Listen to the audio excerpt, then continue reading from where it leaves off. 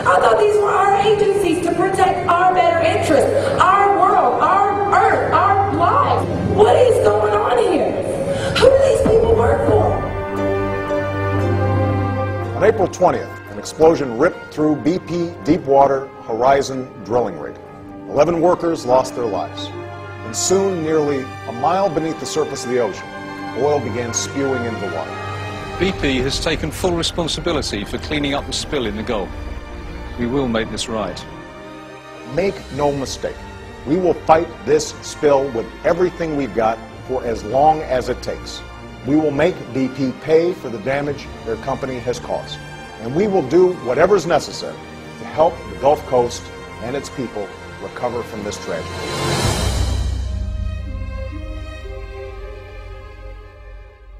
From the very beginning of this crisis, the federal government has been in charge of the largest environmental cleanup effort in our nation's history.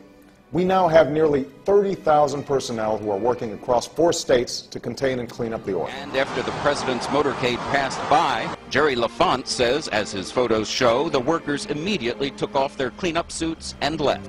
When the official disappears out of the hardest hit area, so does 75 to 80% of the response. We thought that they were going to be here for good reason, but they came in, it looks like, just to make a show. When the president comes, they do a dog and pony show for him. They put busloads of people to work. The president comes on shore, touches some oil, gets back on a helicopter, flies right back over the people. They load those people back on the buses and ship them home. You mean BP put those people there to make it look like they were doing something? Oh, yes. Oh, yes. Because of our efforts, millions of gallons of oil have already been removed from the water through burning, skimming, and other collection methods. So when they're burning the oil, they're burning whatever gets Well, yeah, they drag a boom between 2 shrimp boats, and whatever's caught between the 2 boats, they circle it up and catch it on fire. Once the turtles are in there, they can't get out. Over 5.5 million feet of boom has been laid across the water to block and absorb the approaching oil. When you see all the boom deployed around all the little islands and everywhere, you assume that it's doing some good, right? Why would they throw it out there other than to give you the appearance that it's doing good? They're not cleaning it up. They're covering it up. A few months ago, I approved a proposal to consider new, limited offshore drilling under the assurance that it would be absolutely safe. That obviously was not the case in the Deepwater Horizon rig. And I want to know why. Mr. Hayward, when you became CEO 3 years ago, you said that safety was going to be your top priority. You would focus on it like a laser. I want to ask you whether you think BP has met that commitment. One of the reasons that I am so distraught. I don't want to know whether you're distraught. I want to know whether you think you've kept your commitment. We have focused like a laser on safe and reliable operations. I'm just amazed at this testimony. The American people deserve to know why. You said you were here to answer the questions of the American people. You try and tell me you have not reached a conclusion that BP really cut corners here? I think it's too early to reach conclusions with respect, Mr. Chairman. The families I met with last week who lost their loved ones in the explosion, these families deserve to know why. Again, I was not involved in decision making. Does that mean yes or no? It means I can't answer your question. And so I've established a national commission to understand the causes of this disaster. On behalf of other members of the Republican conference, I object.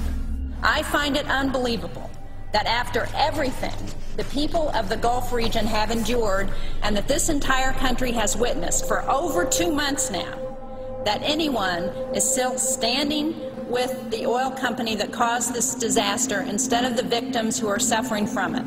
How is it possible that members of this chamber find it difficult when the House of Representatives, in a near unanimous vote, could say that the subpoena powers necessary for the commission to be able to get to the bottom of what happened, and yet cannot even proceed here? Tomorrow, I will meet with the chairman of BP and inform him that he is to set aside whatever resources are required to compensate the workers and business owners who have been harmed as a result of his company's recklessness. I think it is a tragedy of the first proportion that a private corporation can be subjected to what I would characterize as a shakedown, but I apologize. We need to get answers from BP and Transocean and Halliburton and everyone else, including the federal agencies. Not give apologies to them. Now, a mobilization of this speed and magnitude will never be perfect. So if something isn't working, we want to hear about it. Last Wednesday, BP's Chief Operating Officer Doug Suttles released a letter to the media which said, in part, BP has not and will not prevent anyone working in the cleanup operation from sharing his or her own experiences or opinions.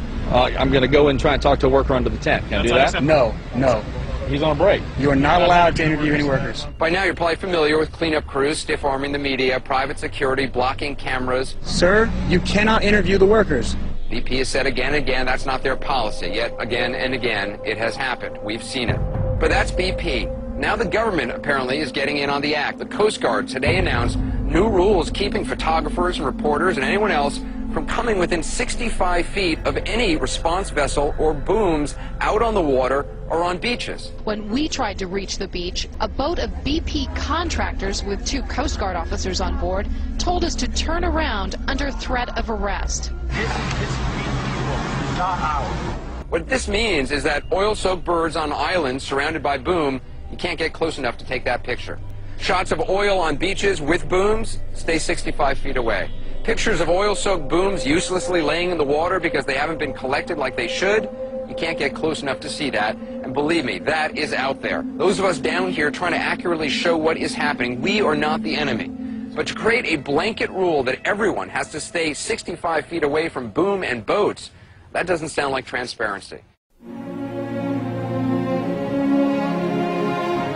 In the 2.5 months since the oil disaster struck, a growing number of cleanup workers have reported suffering flu-like symptoms. The symptoms include headaches and dizziness, fatigue, nausea, problems with memory and concentration. And if history is any guide, the health effects on workers involved in oil spill cleanup efforts can be deadly. CNN has reported many of the thousands who worked to clean up the '89 Exxon Valdez oil spill in Alaska have either died or become sick. BP is hiding everything they can, so you need to think for yourself and understand that breathing this crude oil is definitely going to be harmful to you. This appalling disregard for the Gulf Coast and its inhabitants is without question one of the most shameful acts by a corporation in American history. Had I known how toxic the crude oil would be, I would never, ever have gone out and cleaned the oil spill, because I've had to suffer for 21 years, and it doesn't get any better. When our fishermen folks had their respirators on, they were told to take them off, that they would be fired if they used them.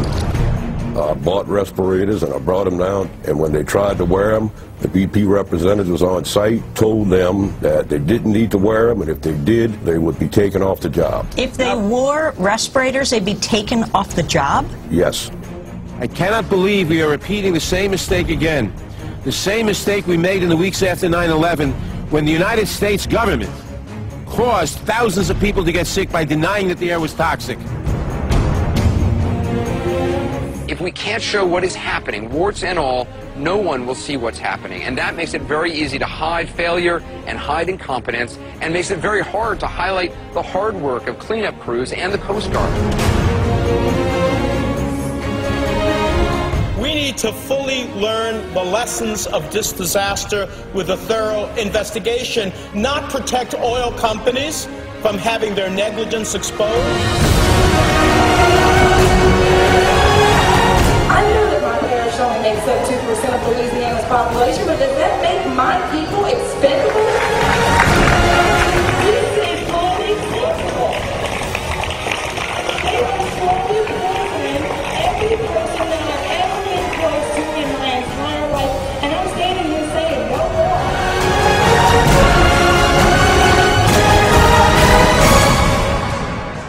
We must take action.